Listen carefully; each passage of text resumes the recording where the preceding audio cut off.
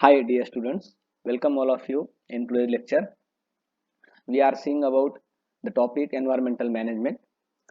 In previous two lectures, we have seen about what is meant by weather, what is meant by climate, what is the difference between weather and climate. Then we also covered the detailed study about our weather studying branch, that is meteorology. So in that, what is meant by meteorology, then what are the branches of meteorology. Then we have covered information about Indian Meteorological Department, that is IMD, then functions of IMD, etc. Today we will see about what is meant by pollution, then what is meant by solid waste, and how we can manage this solid. That means solid waste management, right? So let's start with this topic. Firstly, solid waste management करने की जरूरत क्यों है? तो because of pollution. सो आप सब लोगों ने पोल्यूशन ये वर्ड सुना होगा कि एनीथिंग और any change which is undesirable for environment और we can say unwanted change is called as pollution. तो जैसे कि आप यहाँ पे फिगर में देख रहे हो, plastic, then waste, harmful gases, then dirty water as well as oil spilling. These are the unwanted, undesirable changes which occurs due to the intervention of human being. और ह्यूमन बीइंग के interference की वजह से nature में ये unwanted changes होते हैं. these unwanted changes are called as pollution. So what is the scientific definition of pollution? So pollution is the introduction of contaminants into a natural environment that cause adverse change. Natural environment में हम कुछ foreign components को introduce करते हैं, उसकी वजह से environment में एडवर्स चेंज होता है, मतलब हार्मफुल चेंज होता है. This change is called as pollution. And इस पोल्यूशन के वेरियस टाइप्स है, जैसे कि air pollution, water pollution, soil pollution, noise pollution, radio active pollution. Right, यहाँ पे आप देख सकते हो कि air pollution because of harmful gases की वजह से हो रहा है.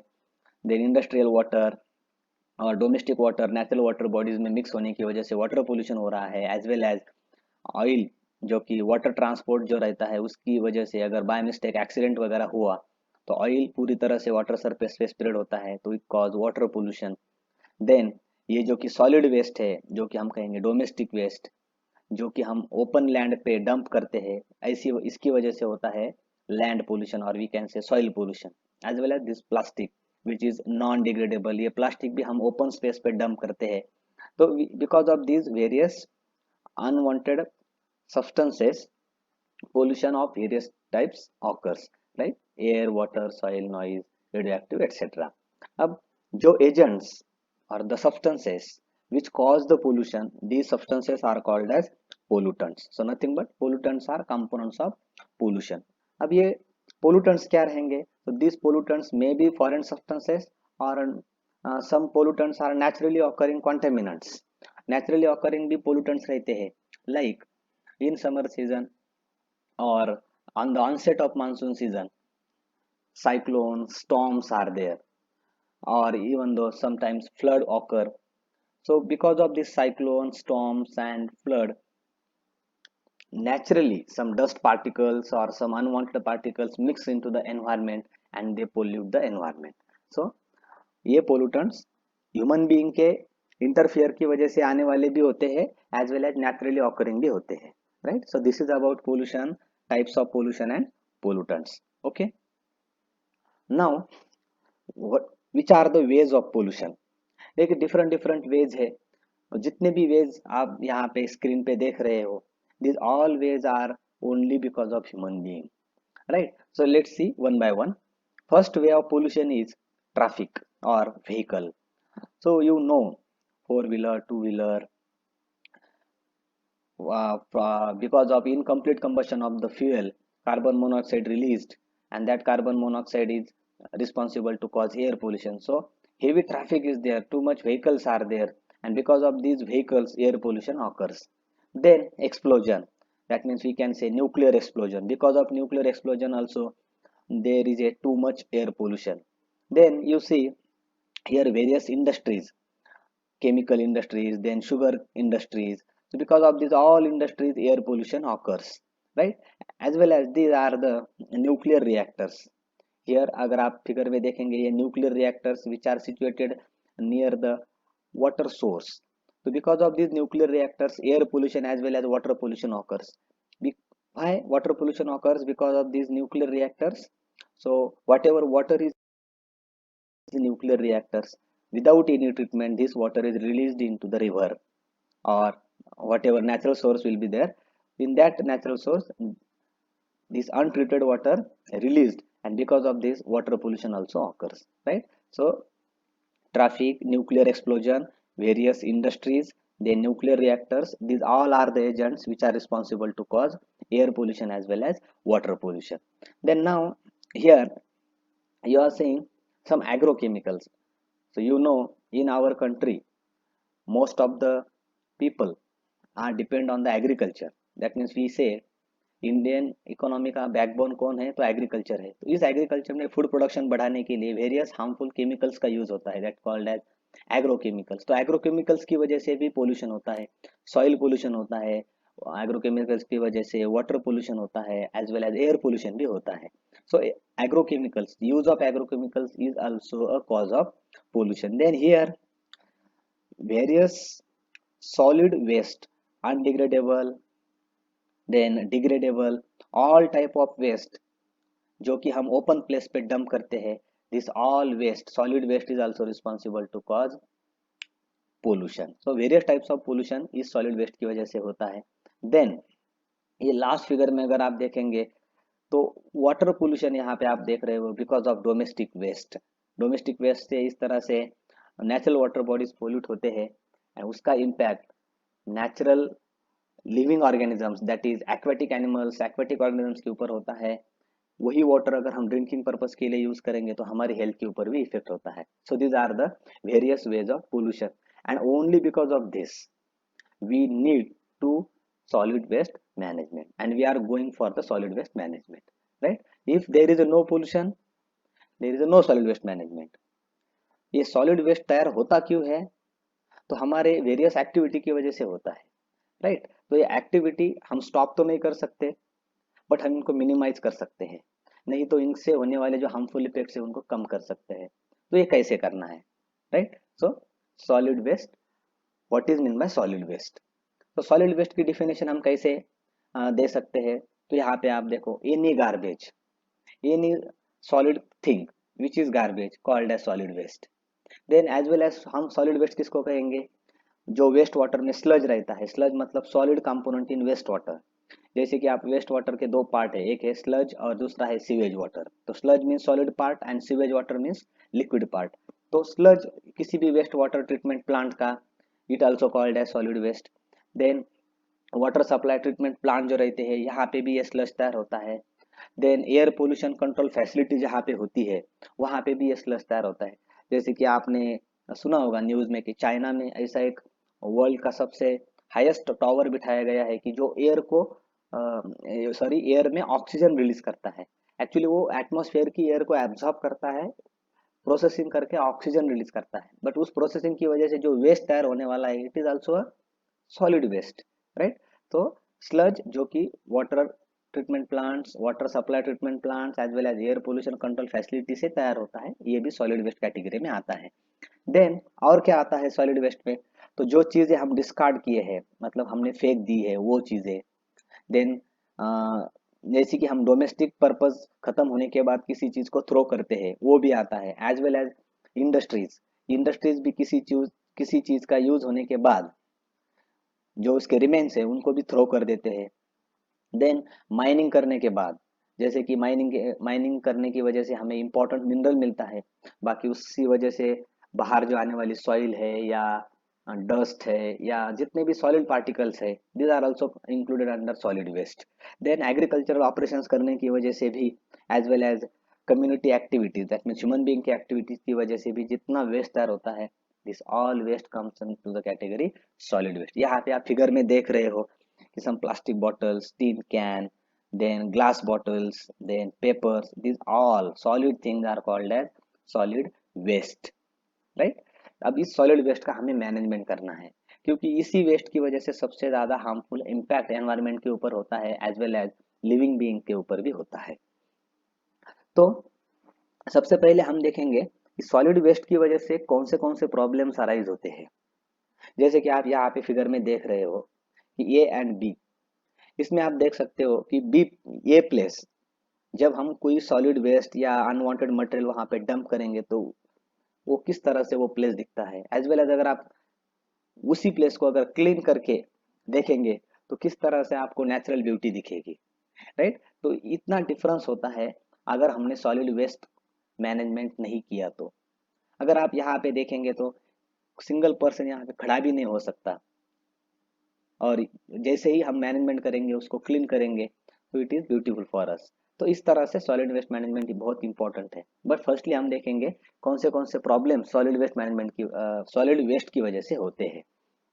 अगर एक्चुअली आप देखेंगे तो सॉलिड वेस्ट में जो भी चीजें आती है, दैट इज प्लास्टिक है, टीन कैन है, पेपर है, इनको अगर हम प्रॉपरली डिस्पोज करेंगे या उनका रिसाइकलिंग करेंगे तो it will act as a good source of energy. But ऐसा होता नहीं।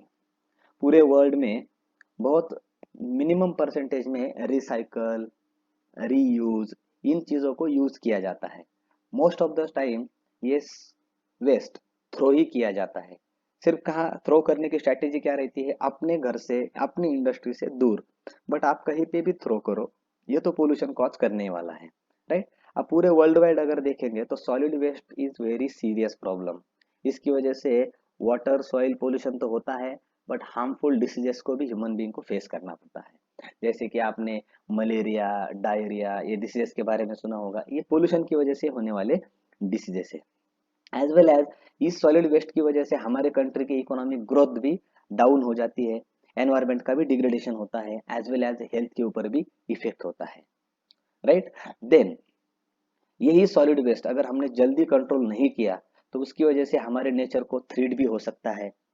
देन ह्यूमन बीइंग के जो हैबिटेट है, वो habitat air, water and soil pollution की वजह से अ, उनको भी थ्रेट पहुंच सकता है, वो भी डैमेज हो सकते हैं, right. So these are the various problems arises due to solid waste. Major problem कौन से हैं, तो इकोनॉमिक ग्रोथ कंट्री की स्टॉप हो जाती है, उसका रेट रिड्यूस हो जाता है, एनवायरमेंट का डिग्रेडेशन होता है, हेल्थ प्रॉब्लम अराइज होते हैं, देन हमारे नेचर को थ्रेट पहुंचता है, as well as human being के हैबिटेट को भी थ्रेट होगा, राइट। सो आजकल आप देखते हो कितने पोल्यूशंस की वजह से या ह्यूमन बीइंग की एक्टिविटी की वजह से ऐसे बहुत सारे प्लेसेस है अर्थ प्लेनेट पे जहाँ पे पहले ह्यूमन बीइंग रहते थे बट आजकल नहीं रह पा रहे हैं, only because of this waste, right. तो इस तरह से ये प्रॉब्लम्स अराइज होते हैं सॉलिड वेस्ट की वजह से। तो हमें ये प्रॉब्लम्स कंट्रोल करने के लिए या ये प्रॉब्लम्स मिनिमाइज करने के लिए एक ही ऑप्शन है, that is solid waste management. Okay, now एक केस स्टडी आपके लिए है कि अगर हम पर्टिकुलरली महाराष्ट्र की अगर बात करेंगे तो महाराष्ट्र में गार्बेज प्रोडक्शन पर डे कितना होता है। एक जस्ट आप सिनेरियो अगर देखेंगे तो जो मेट्रोपॉलिटन सिटीज है महाराष्ट्र की, उसमें जनरली मुंबई, पुणे, नागपुर, इनको हम काउंट करते हैं।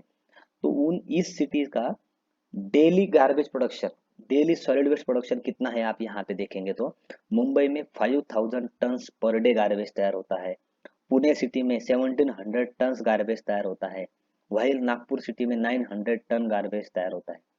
ये पर डे है। ये सिलेक्टेड 3 सिटीज का दिया हुआ है। इसके अलावा औरंगाबाद, नासिक, इनके जैसे भी कुछ ऐसे बड़ी बड़ी सिटी है जहाँ पे ये गार्बेज प्रोडक्शन बहुत ज्यादा अमाउंट में होता है। अब डेली अगर इतना गार्बेज तैयार होगा तो कितना पोल्यूशन होता होगा, ये आप जस्ट इमेजिन कर सकते हो। आजकल नीड है कि ये जो सॉलिड वेस्ट है उसके ऊपर ट्रीटमेंट करने वाले प्लांट्स हर एक मेट्रोपॉलिटन सिटी में ज्यादा नंबर्स में इस्टेब्लिश करने हैं। एक्चुअली ये है नहीं, ऐसी बात नहीं है, बट वो कैपेसिटी उनकी कम है या वो प्रॉपरली फंक्शनिंग में नहीं है। सो तो ये गार्बेज प्रोडक्शन की वजह से मुंबई, पुणे, नागपुर, इन सिटीज की जितने भी रिवर्स है वो सभी रिवर पोल्यूटेड हो चुके हैं। वहाँ के लोगों को प्योर वाटर, प्योर एयर बिल्कुल भी नहीं मिलता। आपने ये सब देखा होगा। एक इंसिडेंस जो कि 26 जुलाई 2005 में मुंबई में हुआ था, जो कि मुंबई की मिठी रिवर, जहाँ पे पूरे पूरे मुंबई सिटी का वी कैन से तो सॉलिड वेस्ट डंप किया जाता था। 2005 में हेवी रेनफॉल की वजह से और ये डंप किए हुए सॉलिड वेस्ट की वजह से जो वाटर रिवर में आया, वो वाटर प्रॉपर स्पीड से ओशन में नहीं ऐड हो पाया और वो पूरे सिटी में फैल गया। तो नियर अबाउट 7 to 8 days ये जो Mumbai which is financial capital of India पूरी तरह से स्टॉप हो गई थी 2005 में। अब ये मिठी रिवर का वाटर जो कि पोल्यूटेड वाटर पूरे सिटी में फैल गया था। इवन दो आप देखेंगे तो घरों की हाइट जो फर्स्ट फ्लोर तक है वहां तक पानी यहाँ 2005 में आया था। अब ये किसकी वजह से हुआ? तो ये सॉलिड वेस्ट डंप करने की वजह से ही हुआ है, क्योंकि हम उस रिवर में ये एक्यूमुलेट करते गए और अचानक से रेनफॉल ज़्यादा हुआ तो ये प्रॉब्लम हमें फेस करना पड़ा। तो इतना सीरियस प्रॉब्लम इस सॉलिड वेस्ट की वजह से होता है। अगर आप डेली लाइफ में सिर्फ अपने घरों को या अपने एरिया को ऑब्जर्व भी करेंगे तो आप देख सकते हो कि कितने क्वांटिटी में डेली सॉलिड वेस्ट तैयार होता है, और अगर हमने उनको प्रॉपरली डिस्पोज नहीं किया तो how they affects our environment adversely, ये सब चीज़ें आपको पता है। तो solid waste management it is an very important aspect. अब सॉलिड वेस्ट मैनेजमेंट करने से पहले हमें वेस्ट के बारे में पता होना चाहिए। दैट मीन्स एक ही टाइप का वेस्ट नहीं है, वेरियस टाइप्स के वेस्ट है और हर एक वेस्ट के ऊपर ट्रीटमेंट अलग अलग होता है, राइट। सम टाइप्स मैंने आपको दिए हैं। जनरली आपको दो टाइप तो सब बच्चों को पता होते हैं, that is biodegradable and non biodegradable waste. But इसके अलावा साइंटिफिकली वेस्ट का कैटेगराइजेशन वेरियस टाइप्स में किया गया है, जैसे कि आप देख सकते हो domestic waste, industrial waste, hazardous waste, farm waste, electronic waste, biomedical waste, urban waste, radio active waste as well as mining waste. तो ये कुछ वेस्ट के टाइप्स है। इसमें ये वेस्ट क्यों तैयार होता है, व्हाट इज द सोर्स, तो आप यहाँ पे देख सकते हो डोमेस्टिक वेस्ट के लिए waste food, paper, plastic bag, vegetable waste, fruit skin, then glass and sheet metal articles. These are the sources for domestic waste. Industrial waste के लिए अगर आप देखेंगे तो वेरियस केमिकल्स, पिगमेंट्स, स्लज जो मैंने आपको बताया solid part of sewage, then ash, metals, these are the sources for industrial, और ये मटेरियल को हम कहेंगे इंडस्ट्रियल वेस्ट। हजार्डस वेस्ट जो कि हम कहेंगे ह्यूमन बीइंग के लिए हजार्डस है एज वेल एज एनवायरनमेंट के लिए, तो वेरियस इंडस्ट्री में जनरेट होने वाले chemicals, then radio active materials, then explosive material as well as infectious material, these are the sources for hazardous waste. Then farm waste और garden waste, जो कि ये hazardous तो नहीं रहता, ये फार्मर्स के लिए कंपोस्ट वगैरह हम तैयार कर सकते हैं, बट एक वेस्ट कैटेगरी में आता है। तो ये सोर्सेस क्या है फार्म और गार्डन वेस्ट के, तो leaves, flowers, branches of trees, crop residues like straw, animal urine and dung, then pesticides, remains of various chemicals and fertilizers. इसमें फार्म वेस्ट में अगर आप pesticide, remains of various chemical that means called as residue and fertilizers, chemicals and fertilizers के residue and pesticide, ये harmful category में आते हैं। इनकी वजह से सॉइल के ऊपर, ह्यूमन बीइंग के ऊपर एडवर्स इफेक्ट होता है। बट बाकी के जो है लीव्स, फ्लावर्स, ट्रीज, ब्रांचेस, इन इसका यूज फार्मर कंपोस्ट तैयार करने के लिए कर सकता है। क्लियर। देन नेक्स्ट है इलेक्ट्रॉनिक वेस्ट, जो आजकल आप देख रहे हो कि कितने इलेक्ट्रॉनिक चीजें मार्केट में है और कितने चीप प्राइस में भी आपको ये अवेलेबल होती है। तो इनकी वजह से ये ई वेस्ट जो न्यू कंसेप्ट है आजकल ये तैयार होता है। तो ई वेस्ट के सोर्सेस क्या है, तो non functional TV sets, cell phones, music system, computers and parts of the computers etcetera. जैसे कि आपको पता होगा जब न्यूली मोबाइल फोन का इन्वेंशन हुआ तो बहुत हाई प्राइसेस थे, सिलेक्टेड लोगों के पास फोन मिलता था। बट आजकल अगर आप देखेंगे तो एक ऐसा सिंगल पर्सन आपको नहीं मिलेगा कि जिसके पास ये फोन नहीं है, और विद इन 2-3 ईयर्स ये हम ओल्ड फोन जो है उसको रिप्लेस करते हैं। तो पुराने फोन का क्या होता है, तो हम उसको डंप कर देते हैं या फेंक देते हैं। इसकी वजह से ई वेस्ट तैयार होता है। एक्चुअली ये ई वेस्ट नॉन डिग्रेडेबल है, इसकी वजह से एनवायरनमेंट के ऊपर हार्मफुल इफेक्ट होता है, तो इनको रिसाइकल ही करना पड़ता है, राइट। तो ये है ई वेस्ट के सोर्सेस। देन बायोमेडिकल वेस्ट, ये भी एक रिसेंट कंसेप्ट है बायोमेडिकल वेस्ट, कि जिसमें हम मेडिकल फैसिलिटीज की वजह से ये वेस्ट तैयार होता है। मेडिकल इंडस्ट्री में या हम कहेंगे हॉस्पिटल्स में various substances, various instruments use किए जाते हैं। यूज उनका होने के बाद पेशेंट क्योर होने के बाद इन सब चीज़ों को थ्रो किया जाता है, which comes under biomedical waste. इसमें क्या क्या आता है, तो बैंडेजेस है, ड्रेसिंग मटेरियल है, gloves, then needles, saline bottles, medicine bottles, test tubes, various body parts, blood, etcetera things. तो ये सब बायोमेडिकल वेस्ट है। इसमें अगर आप केयरफुली देखेंगे तो रीयूजेबल कुछ भी नहीं रहता। इनका प्रॉपर डंपिंग होना या उनका प्रॉपर मैनेजमेंट होना बहुत ज़रूरी है, नहीं तो इनकी वजह से हार्मफुल डिसीजेस स्प्रेड भी हो सकते हैं। तो these are the sources of biomedical waste. Then urban waste, जो कि इसके नाम में ही दिया गया है कि ये वेस्ट अर्बन एरिया में तैयार होगा। दैट मीन्स जहाँ पे इंडस्ट्रियल सेटअप ज़्यादा है, हेवी पॉपुलेशन ज़्यादा है, ऐसे एरिया में अर्बन वेस्ट। तो ये अर्बन वेस्ट कहाँ से तैयार होता है? तो waste generated through household industries as well as large commercial industries. Then urban area में carry bags, glass, metal pieces, then rods, threads, rubber, papers, can, vegetable and meat markets, construction waste, etc. This all comes under urban waste. Then radioactive waste, ये भी एक harmful category में आने वाला waste होता है कि इसका इफेक्ट डायरेक्टली ह्यूमन बीइंग के हेल्थ पे होता है, और ये एक बार हार्मफुल इफेक्ट हो गया तो कंट्रोल करना बहुत ही मुश्किल है। तो रेडियो एक्टिव मटेरियल जो कि अर्थ क्रस्ट से हम एक्सट्रैक्ट करते हैं, जिसमें यूरेनियम, स्ट्रोनियम, सेरियम, बेरियम यूज करते हैं। एक्चुअली ये न्यूक्लियर रिएक्टर में, न्यूक्लियर पावर प्लांट में एनर्जी तैयार करने के लिए ये मटेरियल यूज किया जाता है। बट एक बार एनर्जी अगर तैयार हुई इनका यूज करके, तो इनके जो बाय प्रोडक्ट है, मतलब ये जो वेस्ट है, इसको हम रेडियो एक्टिव वेस्ट कहते हैं। इनको अगर प्रॉपरली डंप नहीं किया तो सॉइल, वाटर, एयर, इसका हेवी पोल्यूशन होता है और इसको हम कंट्रोल भी नहीं कर सकते। तो ये radio active waste in nuclear substances की वजह से होता है। कहाँ तैयार होता है? तो एटॉमिक एनर्जी प्लांट्स है, देन यूरेनियम के माइंस है, that way as well as atomic research stations, nuclear weapons testing sites, यहाँ पे ये रेडियो एक्टिव वेस्ट तैयार होता है। देन लास्ट कैटेगरी है वेस्ट की, दैट इज माइनिंग वेस्ट। सब लोगों को पता है कि जो यूजफुल मेटल्स और हम कहेंगे मिनरल्स कहाँ प्रेजेंट है? तो अर्थ क्रस्ट में प्रेजेंट है। उनको हम कैसे अवेलेबल करते हैं? तो with the help of mining. तो माइनिंग करते समय हमें सिर्फ यूजफुल मिनरल ही मिलता है ऐसी बात नहीं, बाकी के भी अनवांटेड चीजें वहां पे तैयार होती है। मतलब सॉइल है, देन वहां पे हम कहेंगे सीवेज वाटर भी तैयार होता है।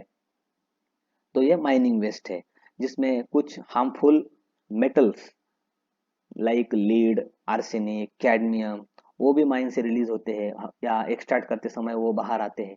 तो वो इस कैटेगरी में आता है। सो इन दिस वे ये वेस्ट का क्लासिफिकेशन है।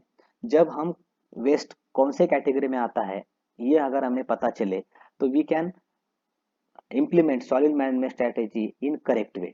बट वेस्ट को हम कैटेगराइज नहीं करेंगे and all type of waste को हम अगर मिक्स करके उनके ऊपर ट्रीटमेंट चालू करेंगे, तो ये प्रॉपर सॉलिड वेस्ट मैनेजमेंट नहीं है, उससे कुछ दूसरा ही इफेक्ट होने वाला है। सो जब भी ये वेस्ट तैयार होगा तो हमें इस तरह से वेरियस कैटेगरी में उस वेस्ट को डिवाइड करना है, एंड देन उसके उसके ऊपर हमें कुछ ना कुछ प्रोसेसिंग करनी है और उसको लेस हजार्डस बनाना है। जहां पॉसिबल है वहां पे हमें रीयूज, रिसाइकल भी करना है।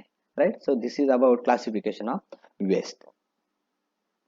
इसके अलावा जो कि मैंने आपको स्टार्टिंग में बताया था, बेसिकली वेस्ट के दो टाइप्स है, that is biodegradable waste and non degradable waste. तो बायोडिग्रेडेबल वेस्ट मीन्स व्हाट? ये वेस्ट जहाँ अगर एक बार डंप हुआ किसी प्लेस पे, तो एक विद इन 7 to 8 डेज इसका डिकम्पोजिशन माइक्रो ऑर्गेनिजम्स करते हैं, और उससे जो कंपोस्ट तैयार होगा या जो मैन्योर तैयार होगा, उसकी उसका यूज फार्मर भी कर सकता है, नहीं तो सॉइल की प्रोडक्टिविटी या फर्टिलिटी बढ़ाने के लिए वो काम आता है। तो बायोडिग्रेडेबल वेस्ट जो रहता है उसका एनवायरनमेंट के ऊपर हार्मफुल इफेक्ट होता है, मतलब इतना तो नहीं होता as compare to non degradable, but उसका हम कहेंगे कि जो इम्पैक्ट है वो ज़्यादा सेवियर नहीं होता, ज़्यादा हजार्डस नहीं होता। ओके, बट इनका अगर बायोडिग्रेडेबल वेस्ट को हम अगर प्रॉपरली मैनेज करेंगे, तो उनका यूज हम as a manure, as a source कर सकते हैं। तो ये बायोडिग्रेडेबल वेस्ट के बारे में हम देखेंगे। तो जैसे कि मैंने आपको बताया, बायोडिग्रेडेबल वेस्ट ये इजीली डिग्रेड होता है with the help of microbe, that is bacteria, fungi, soil में जो रहते हैं वो इसको डिग्रेड करते हैं। बायोडिग्रेडेबल वेस्ट में आता क्या है? तो material from the kitchen, that is spoiled food, fruits, vegetables, then ash, soil, dung, parts of the plants, etcetera. This is called as biodegradable waste, जो कि इजीली डिकम्पोज होता है। मतलब बायोडिग्रेडेबल वेस्ट जो है एक ऑर्गेनिक टाइप का waste है, और उसकी वजह से इसको हम वेट सॉलिड वेस्ट भी कहते हैं और वेट गार्बेज भी कहते हैं।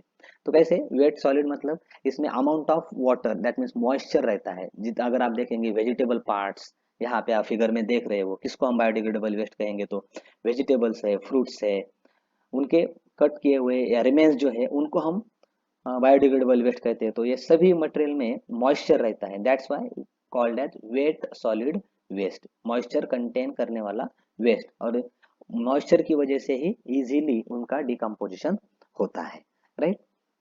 अगर हमने केयरफुली इसको डिकम्पोज किया एक कंट्रोल मैनर में, दैट मीन्स बहुत से सिटीज में लैंडफिल साइट रहते हैं जहाँ पे बड़े बड़े पिट्स तैयार किए जाते हैं, और वहाँ पे ये बायोडिग्रेडेबल वेस्ट को डंप किया जाता है। पूरा पिट फुल होने के बाद सॉइल की हेल्प से कवर किया जाता है, एंड 2 to 3 months आफ्टर अगर उसको रीओपन किए तो वेल क्वालिटी कंपोस्ट तैयार होता है, और जिसका यूज फार्मर्स करते हैं, जिसकी वजह से सॉइल की फर्टिलिटी बढ़ेगी एज वेल एज प्रोडक्शन भी फार्मर का बढ़ेगा। तो इस तरह से बायोडिग्रेडेबल वेस्ट का प्रॉपर मैनेजमेंट होना बहुत ज़रूरी है, तो इजीली हम इनका हमारे बेनिफिट के लिए यूज कर सकते हैं, right. This is about biodegradable waste. Then दूसरा मेन जो टाइप है वेस्ट का, that is non biodegradable waste. अब इसके आप डायग्राम में अगर देखेंगे तो plastic mainly comes under this category, कि ये कभी भी डिकम्पोज नहीं होता। और आजकल आप देखते होंगे, आप मेट्रोपॉलिटन सिटीज के क्राउडी एरिया में गए तो वहाँ पे आपको जगह जगह पे ऐसे हिप्स मिलेंगे जहाँ पे ये प्लास्टिक बैग्स, प्लास्टिक बोतल से डंप किए हुए हैं। एक्चुअली हम इसको रिसाइकल कर सकते हैं, इनका रीयूज कर सकते हैं, बट ऐसा नहीं होता है, most of the time dump किया जाता है, एंड उसकी वजह से पोल्यूशन होता है। तो ये नॉन बायोडिग्रेडेबल वेस्ट क्या है कि वो इजीली डिग्रेड नहीं होता, और इनको डिग्रेड होने के लिए बहुत लॉन्ग पीरियड की ज़रूरत रहती है, as well as different different technique का यूज़ करना पड़ता है। नेचुरली माइक्रोब्स इनका डिग्रेडेशन इजीली नहीं कर सकते, तो हमें टेक्नोलॉजी का यूज करके इनका डिग्रेडेशन करना पड़ता है या उनका डिकम्पोजिशन करना पड़ता है, वी कैन से, बट इसके लिए बहुत टाइम लगता है, it is a time consuming process. Okay. अब इस नॉन बायोडिग्रेडेबल वेस्ट में क्या आता है, तो प्लास्टिक, मेटल, एंड इसके जैसे अनदर पॉलीथीन आया, पॉलीविनिल क्लोराइड पीवीसी हम कहते हैं, उसके जैसा मटेरियल, तो ये इस कैटेगरी में आता है। एंड इस वेस्ट को हम कहते हैं ड्राई सॉलिड वेस्ट और ड्राई गार्बेज। यहाँ पे इसको हम ड्राई सॉलिड वेस्ट क्यों कहते हैं, क्योंकि इनमें मॉइस्चर प्रेजेंट नहीं रहता, केमिकल से बना हुआ मटेरियल है, मॉइस्चर इज एब्सेंट। बट जो बायोडिग्रेडेबल वेस्ट है उसको हमने क्या कहा, वेट सॉलिड वेस्ट, क्योंकि वो जो रिमेन्स है वेजिटेबल्स, फ्रूट्स, उनमें मॉइस्चर प्रेजेंट रहता है, दैट्स वाई अगर एग्जामिनेशन में आपको पूछा कि among the following which waste is called as wet solid waste, तो ऑब्वियसली बायोडिग्रेडेबल वेस्ट। एंड अगर आपको पूछा कि which waste is called as dry solid waste, तो non biodegradable waste is called as dry solid waste. क्यों अगर ये पूछा तो because of moisture. Clear. so this is about basic two types of the waste, that is biodegradable and non biodegradable. Now ये जो waste है, इस waste का हमारे बायोडाइवर्सिटी के ऊपर क्या इफेक्ट होता है। अब ये biodiversity means what, the different type of living organisms which are found on the earth is called as biodiversity. And actually earth जो हमारे आज एग्जिस्ट है वो एग्जिस्ट है ओनली बिकॉज ऑफ बायोडाइवर्सिटी, क्योंकि कोई एक सिंगल ऑर्गेनिज्म अर्थ प्लेनेट पे नहीं रह सकता। अगर उसको इजीली, स्मूथली, हैप्पीली अर्थ प्लेनेट पे रहना है तो अदर ऑर्गेनिजम्स का भी वहाँ होना बहुत जरूरी है। जस्ट इमेजिन कि आप घर में अकेले हो, घर में कोई नहीं है, ना पेरेंट्स है, ना ब्रदर है, ना सिस्टर है, और आप अकेले हो, आप कितने दिन रह सकते हो? आप इजीली अपनी लाइफ आप एंजॉय कर सकते हो क्या? तो नहीं। तो वहाँ पे हमें सरवाइव होने के लिए अदर पर्सन्स और अदर ऑर्गेनिजम्स की जरूरत है। वैसे ही हमारे नेचर का भी है, कोई एक स्पेसीज से हमारा नेचर एग्जिस्ट नहीं होता, various types of living organisms. जैसे कि आज हम अर्थ प्लैनेट पे देखते हैं यूनिसेलुलर, मल्टीसेलुलर प्लांट्स है, एनिमल्स है, देन इंसेक्ट्स है, स्मॉल स्मॉल माइक्रोब्स है, तो ये सब मिला के हमारी अर्थ बनी हुई है, it is called as diversity. और इस डाइवर्सिटी पे हमारी वजह से जो पोलूटेंट्स रिलीज होते हैं, उन पोलूटेंट्स का इस बायोडाइवर्सिटी के ऊपर हार्मफुल इम्पैक्ट होता है। जैसे कि एग्जाम्पल मैं आपको देना चाहूँगा, जो स्पैरो रहती है, पहले तो आज जहाँ देखेंगे वहाँ पे हमें स्पैरो देखने को मिलते थे, पर आजकल मोबाइल का ज़्यादा यूज होने की वजह से ये नहीं दिख रहे हैं। मतलब वो भी एक अर्थ का इम्पोर्टेंट हिस्सा है, बट हमारी वजह से वो आज एक्सटिंक्ट होने के कगार पे है। तो इस तरह से पोल्यूशन का या इम्प्रॉपर सॉलिड वेस्ट मैनेजमेंट का इफेक्ट बायोडाइवर्सिटी पे होता है। सम पॉइंट्स आर देयर, हम जिसकी हेल्प से हमें इफेक्ट देखेंगे कि सॉलिड वेस्ट के हार्मफुल इफेक्ट्स क्या क्या है। तो बायोडाइवर्सिटी के ऊपर इफेक्ट होता है, मैंने आपको बताया। Then bad odour of the waste, आप जैसे ही देखते होंगे कि कहीं पे डंप किया वेस्ट, दैट मीन्स वो डिग्रेडेबल हो या नॉन डिग्रेडेबल, तो बैड ऑर्डर वहां से आता है। देन टॉक्सिक गैसेस का प्रोडक्शन वहां पे होता है, क्योंकि एक बार मटेरियल डंप किया हमने, वेस्ट डंप किया, तो वहां पे माइक्रोबियल एक्टिविटीज चालू होते हैं, और सभी माइक्रोब हमारे लिए यूजफुल है ऐसी बात नहीं है। तो टॉक्सिक गैसेस का प्रोडक्शन वहां पे होता है। देन ये वेस्ट अगर हम ओपन प्लेस पे डंप करेंगे तो नेचुरल ब्यूटी जो है वो भी डिग्रेड हो जाती है। Then air pollution solid waste की वजह से होता है, वाटर पोल्यूशन होता है, as well as soil pollution होता है, एंड सबसे इम्पोर्टेंट है कि डिसीजेस स्प्रेड होते हैं। फॉर एग्जांपल है कि सपोज डिग्रेडेबल मटेरियल का बड़ा सा एक हिप, हम कहेंगे कि आपके घर के साइड में सपोज ये डंप किया है बायोडिग्रेडेबल वेस्ट, और रेनी सीजन में अगर वहां पे रेनफॉल हुआ, तो ये जो प्लेस है जहाँ पे ये डिग्रेडेबल वेस्ट हो या कौन सा भी वेस्ट हमने डंप किया है, it act as a breeding site for the mosquito, right. Mosquito का पॉपुलेशन वहां पे बढ़ता है, और मॉस्किटो की वजह से वेरियस डिसीजेस स्प्रेड होते हैं। नहीं तो जो रेन वाटर उस डंप से, डंप मतलब उस पार्ट से, उस मटेरियल से जब अर्थ सरफेस पे फ्लो होता है, तो उसकी वजह से वाटर पोल्यूशन होगा, और वो वाटर अगर नेचुरल वाटर बॉडीज में मिक्स हो जाता है, एंड वही वाटर अगर हम ड्रिंक करते हैं, तो वाटर बॉर्न डिसीजेस भी हमें हो सकते हैं। तो इस तरह से harmful effects of solid waste है, राइट। जैसे कि सबसे इफेक्ट, हार्मफुल इफेक्ट उसका अगर किसके ऊपर है, तो वो है बायोडाइवर्सिटी के ऊपर, राइट। बायोडाइवर्सिटी कम हो रही है, जिसकी वजह से एक दिन ऐसा आएगा कि ह्यूमन एग्जिस्टेंस वो भी खतरे में आ सकता है। So it is very necessary कि हम सॉलिड वेस्ट मैनेजमेंट इंप्लीमेंट करें। नाउ सॉलिड वेस्ट मैनेजमेंट की नेसेसिटी, क्या जरूरत है, क्यों करना चाहिए सॉलिड वेस्ट मैनेजमेंट। अभी तक तो हमने देखा कि पोल्यूशन ना हो इसके लिए हमें ये सॉलिड वेस्ट मैनेजमेंट करना चाहिए, बट इसके अलावा और कौन सी चीजें हैं जिसकी वजह से बहुत जरूरत है सॉलिड वेस्ट मैनेजमेंट की, तो वो हम देखेंगे। तो पहला है कि हमें एनवायरमेंटल पॉल्यूशन प्रिवेंट करना है, एंड हमारा जो सराउंडिंग है वो क्लीन रखना है, नेचुरल ब्यूटी मेंटेन रखनी है, इसके लिए हमें सॉलिड वेस्ट मैनेजमेंट करना पड़ेगा। देन फर्टिलाइजर प्रोडक्शन और energy generation as well as employment opportunities बढ़ाने के लिए हमें सॉलिड वेस्ट मैनेजमेंट करना पड़ेगा। अगर हम देखते हैं बाहर के कंट्री से वेरियस टूरिस्ट हमारे कंट्री में हिस्टोरिक प्लेसेस को विजिट करने के लिए आते हैं, और वो अगर इस तरह से इम्प्रॉपर सॉलिड वेस्ट मैनेजमेंट देखेंगे, तो एक इमेज खराब हो जाती है, इकोनॉमी की ग्रोथ रिड्यूस हो जाती है, as well as tourist activity की वजह से जो एम्प्लॉयमेंट जनरेशन होने वाला है उसके ऊपर भी इफेक्ट हो जाता है। तो ये ना हो इसके लिए हमें सॉलिड वेस्ट मैनेजमेंट करना है। देन जो स्ट्रेन नेचुरल रिसोर्सेस के ऊपर होता है, जो कि हम कहेंगे कि सॉलिड वेस्ट के ऊपर जब हम ट्रीटमेंट करते हैं, तो ट्रीटमेंट करने की वजह से कंप्लीटली वो हार्मलेस होते हैं ऐसा नहीं है, बट वो एक्चुअली वो ट्रीटमेंट करते समय हम अदर नेचुरल रिसोर्सेज का यूज करते ही है। तो ये सॉलिड वेस्ट अगर हम कम क्वांटिटी में तैयार करेंगे, तो ऑब्वियसली ट्रीटमेंट कम क्वांटिटी में होगी, और नेचुरल रिसोर्स के ऊपर बर्डन भी नहीं आएगा। तो ये रिड्यूस करने के लिए हमें सॉलिड वेस्ट मैनेजमेंट करना है। देन नेक्स्ट इंपॉर्टेंट है, ह्यूमन बीइंग की health and quality of life बढ़ाने के लिए हमें सॉलिड वेस्ट मैनेजमेंट करना है। सबसे पहले एटलीस्ट ह्यूमन बीइंग की हेल्थ अच्छी रहे, ये क्वालिटी ऑफ लाइफ वो जी सके, इसके लिए तो हमें सॉलिड वेस्ट मैनेजमेंट करना पड़ेगा। क्योंकि आजकल आप देख रहे हो कि मेट्रोपॉलिटन सिटीज में ना फ्रेश एयर अवेलेबल है, ना फ्रेश वाटर ड्रिंकिंग के लिए है, और वहाँ पे एक लाइफ वो जो जी रहे हैं वो लोग बहुत ही वर्स्ट सिचुएशन में वो सर्वाइव हो रहे हैं वहाँ पे। तो इसको इम्प्रूव करने के लिए हमें सॉलिड वेस्ट मैनेजमेंट करना चाहिए। एंड सबसे इम्पोर्टेंट थिंग है कि हमारे एनवायरनमेंट का बैलेंस मेंटेन करने के लिए सॉलिड वेस्ट मैनेजमेंट हमें करना है। देन लास्ट, जो भी पॉसिबल प्रॉब्लम्स हो सकते हैं इम्प्रॉपर सॉलिड वेस्ट मैनेजमेंट की वजह से, या सॉलिड वेस्ट जनरेट होने के बाद अर्बन एंड इंडस्ट्रियल एरियाज में जो भी प्रॉब्लम क्रिएट हो सकते हैं उनको अवॉइड करने के लिए, हम कहते हैं ना कि prevention is better than cure, तो उन problems which will arise due to improper solid waste management, वो प्रिवेंट करने के लिए हमें मैनेजमेंट स्ट्रेटेजीज बनानी है। And these are the various points which explains the necessity of solid waste management.